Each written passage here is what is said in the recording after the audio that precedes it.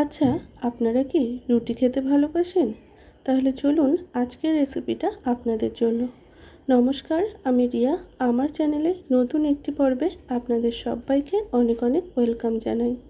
রোজকার দিনের মতো আজও নতুন একটি রেসিপি নিয়ে আপনাদের সামনে হাজির হয়েছি, যেটা এই গরমের দিনে রাতের ডিনারে রুটির সাথে খাওয়ার জন্য একটা বেস্ট রেসিপি বলা যেতে পারে।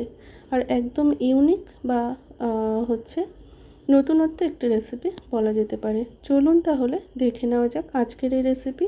আশা করছি আপনাদের খুব ভালো লাগবে। তবে রেসিপি শুরু করার আগে প্রত্যেকবারের মতো বলবো, যে সমস্ত বন্ধুরা আমার চ্যানেলে নতুন আছেন প্লিজ পুরো ভিডিওটাকে স্কিপ না করে কন্টিনিউ করবেন। প্রথমেই দেখলেন 5টা আলু নিয়েছি, আর আলুগুলো কিন্তু আমি খুব ভালোভাবে সিদ্ধ করে নিয়েছি। আর এখানে কিছু মশলা নিয়েছি, খুব সামান্য মশলায় কিন্তু রান্নাটা তৈরি হয়ে যায়। নিয়েছি কয়েক টুকরো আদা, পেঁয়াজ একটা একটু মিডিয়াম মাপে, এবং নিয়েছি কয়েকটা কাঁচা লঙ্কা। প্রথমে আমি মশলাটাকে আগে খুব ভালো করে স্মুথলি কিন্তু পেস্ট করে নেব। তাই মিক্সিং জারের মধ্যে প্রথমে আদার টুকরোগুলো দিলাম, তারপর দিয়ে দিলাম কাঁচা লঙ্কা, আর এরপর দিয়ে দিলাম পেঁয়াজের টুকরোটা একটু ছোট করে নিয়েছি, যাতে করে খুব তাড়াতাড়ি পেস্টটা তৈরি হয়ে যায় বা খুব স্মুথলি পেস্টটা তৈরি হয়ে যায়। সামান্য একটু জল দিয়েছি, তবে খুব বেশি জল দেওয়া যাবে না।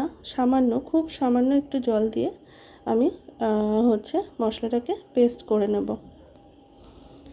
এদিকে আমি 150 গ্রাম মতো টক দই নিয়ে নিয়েছি। টক দইটাতে সামান্য একটু লবণ দিয়ে আমি ততক্ষণ পর্যন্ত ফেটিয়ে নেব যতক্ষণ না একদম ক্রিমের মতো দেখতে লাগছে টক দইটা। দেখুন ফেটিয়ে নিয়েছি, অনেকটা সময় লাগবে টক দইটা কিন্তু ফেটিয়ে নিতে।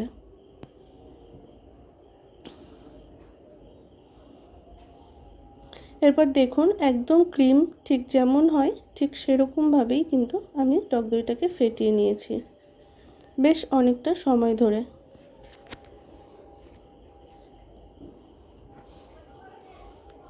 এরপর আমি নিয়ে নিয়েছি একটা ফ্রাই প্যান।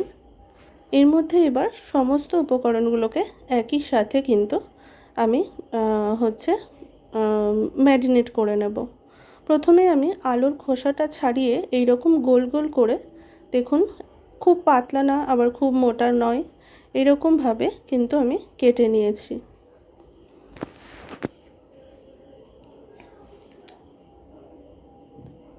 খুব ভালোভাবে আলুগুলোকে একটু ছাড়িয়ে নিচ্ছি, যাতে করে সব আলুগুলো একদম ছাড়া ছাড়াই থাকে, সেই জন্য। এরপর এই আলুর মধ্যে আমি টক দইটাকে দিয়ে দিলাম।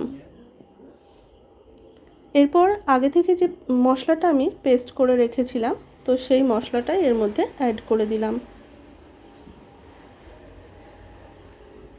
এখানে আপনারা চাইলে ঝালের পরিমাণটা একটু বাড়িয়ে বা কমিয়ে নিতে পারেন। এরপর এর মধ্যে দিয়ে দিলাম স্বাদ অনুযায়ী লবণ। তবে টক দইটা ফেটানোর সময় সামান্য একটু দিয়েছিলাম লবণ, তো সেটা কোনোভাবে স্কিপ হয়ে গেছে।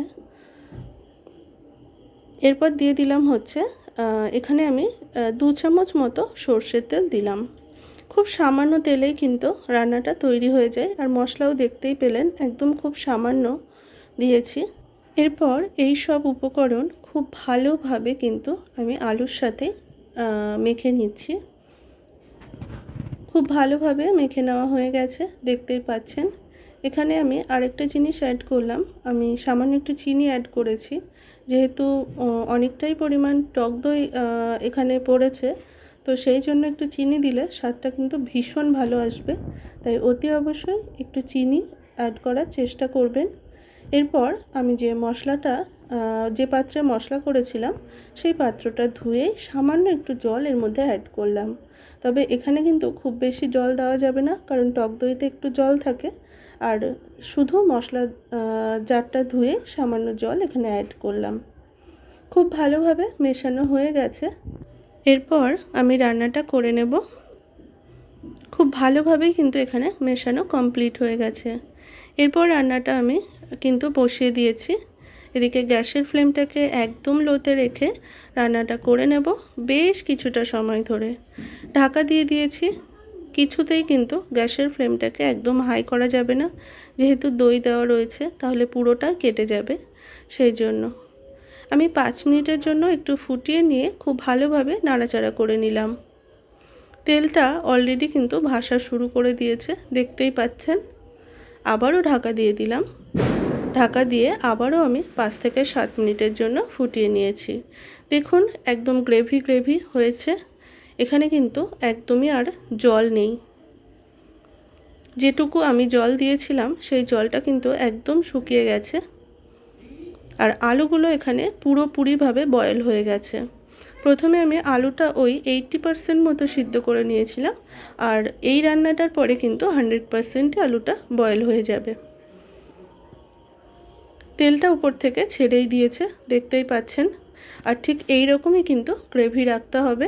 আর যেহেতু আলু দিয়ে তৈরি তাই একদম কিন্তু মাখাই হবে। আবারও 2 মিনিটের জন্য ঢাকা দিয়ে দিলাম।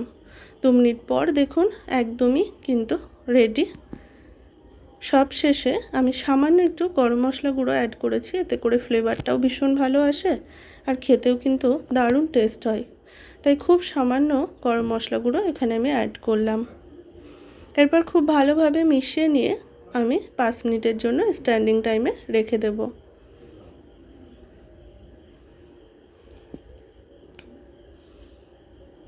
খুব ভালোভাবে মিশিয়ে নিয়েছি।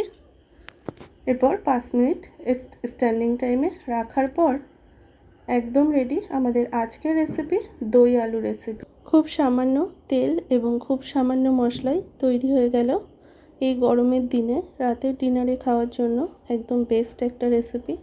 আপনারা একবার হলেও বাড়িতে ট্রাই করে তারপর আমাকে জানাবেন যে কেমন লাগলো আজকের এই রেসিপি।